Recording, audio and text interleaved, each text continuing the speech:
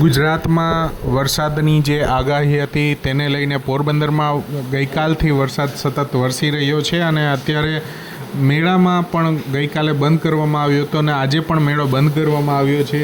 તારીખ 27 ઓગસ્ટના રોજ વહીવટી તંત્ર દ્વારા મેળો બંધ કરવાની જાહેરાત કરવામાં આવી છે. ત્યારે આ વરસાદના કારણે અનેક લોકો જે સ્ટોલ ધારકો હોય, ચકડોળ ધારકો હોય છે તેને મુશ્કેલીમાં મુકાયા છે.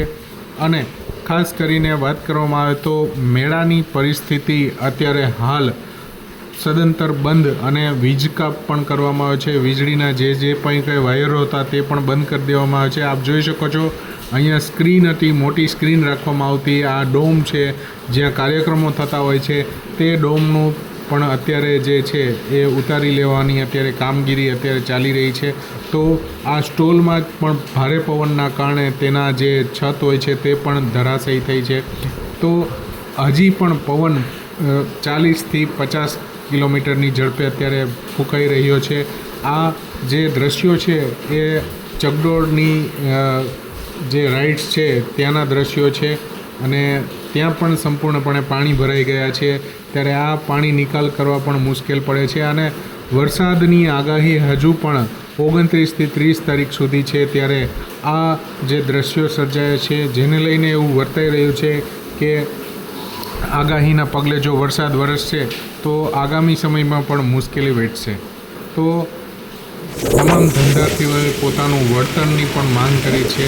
મોટી નુકસાની ગઈ હોય ત્યારે આ જે પવનનો વેગ છે આપ જોઈ શકો છો. નિમેશ કુંડલિયા.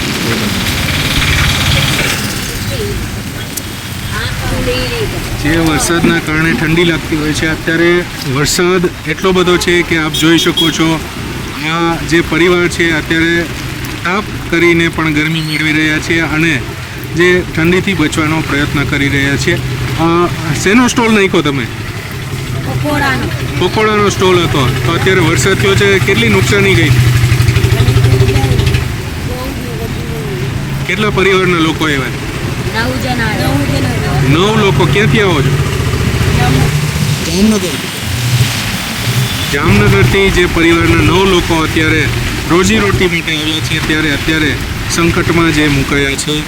આપ જોઈ શકો છો આ પરિસ્થિતિ.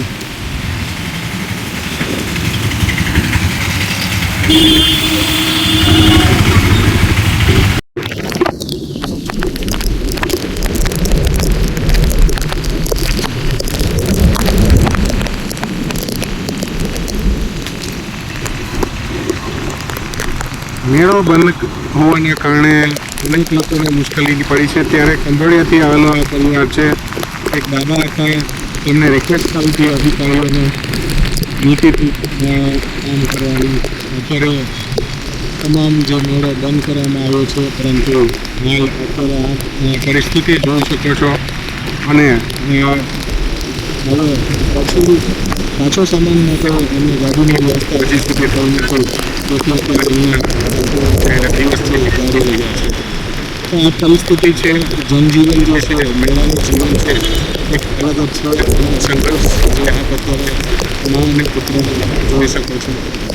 દાદા સુઈ ગયા છે અને મા દીકરો ચાલે છે. વરસાદ ક્યારે રહેશે એનું પણ